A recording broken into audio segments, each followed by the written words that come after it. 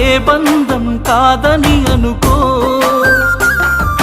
పువ్వులు అల్లిన కారులోనా నవ్వులు తీస్తున్న ఊరికేనా, గుండెంతో నొప్పితో నిండుకున్నా కన్నోళ్ళ పరువు కాపాడుతున్నా. నిన్ను పొందే అదృష్టం లేదురా, వచ్చే జన్మకైనా నీదానైపోతారా.